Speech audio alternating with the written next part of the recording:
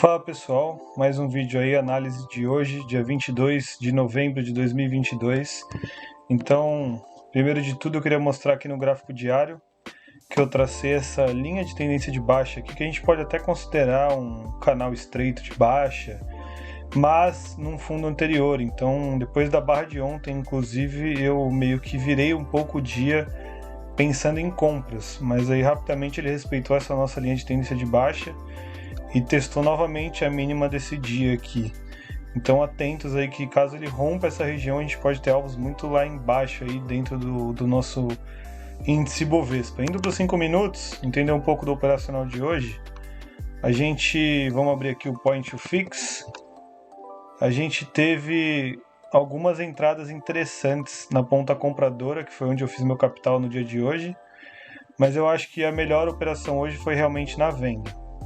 Porém, a gente viu o índice abrindo aqui nessa barra, uma barra forte para cima, e a gente viu depois uma correção, com barras pequenas e um volume até que decrescente.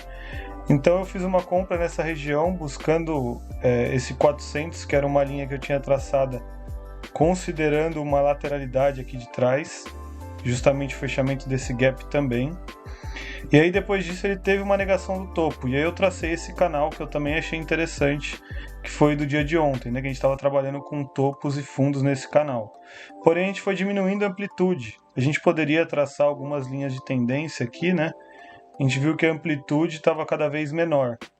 E aí ele veio para baixo da média de 20. Quando ele vem para baixo da média de 20 e abaixo do nosso canal, e aqui nossa linha do diário traçada, ele acabou rompendo ela no início, fez um pullback nela mesmo, rompeu, mas falhou nesse rompimento.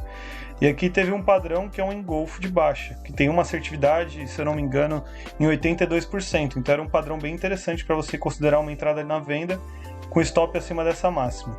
Depois ele perde a região, volta para testar a nossa linha de tendência que a gente traçou aqui e faz mais um engolfo. E aí ele realmente arma um pivô e vai lá embaixo.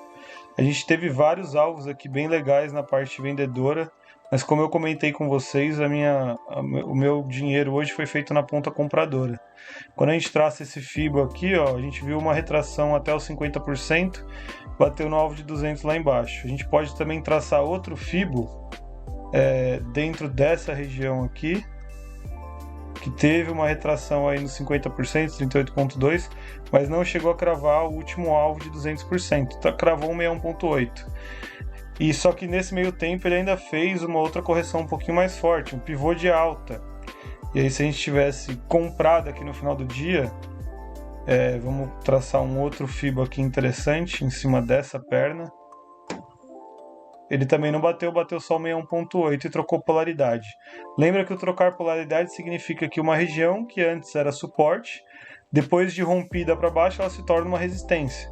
Então ele tende a voltar lá para testar aquela região para ver se os compradores ou os vendedores estão atuando forte ainda. Então bem interessante, hoje teve várias operações na compra e na venda. Enfim, um dia bem legal para quem opera o mercado. A gente teve um candle de fundo e aí o contexto era bom porque a gente tinha fundos anteriores aqui, né? Então, a lance do contexto, com uma barra de sinal boa, correção em 4 barras, com volume decrescente. Aqui era mais uma opção de compra, nessa operação de máximo. Quando a gente traça esse FIBO, tudo bem que era no final do dia, mas para critério de estudo aqui, ó, retração de 50, alvo em 61,8.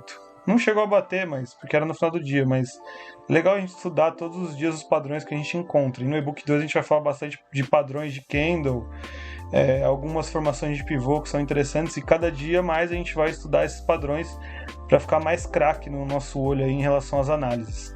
A ação que mais caiu hoje foi a Arezzo, que abriu aqui sem gap, né, mas testou esse topo, negou, armou um pivô para baixo, depois só caiu.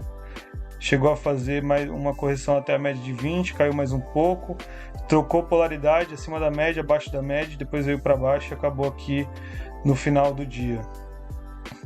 Bom, e o Minas foi o maior alta do dia, abriu aqui também praticamente sem gap, testou a média de 20 e o dia inteiro ele foi trabalhando, testando a média e rompendo para cima. Bom, no mais é isso. Acompanhe as novidades da MC Investimentos, nós teremos alguns lançamentos bem interessantes para quem tem o intuito de estudar e também aprender um pouco e até receber algumas dicas que eu faço hoje na minha carteira com opções, com ações e buscar uma rentabilidade mesmo que com pouco capital. Então fiquem atentos, segue a gente no YouTube, no Instagram, compartilha com seus amigos e vamos para cima.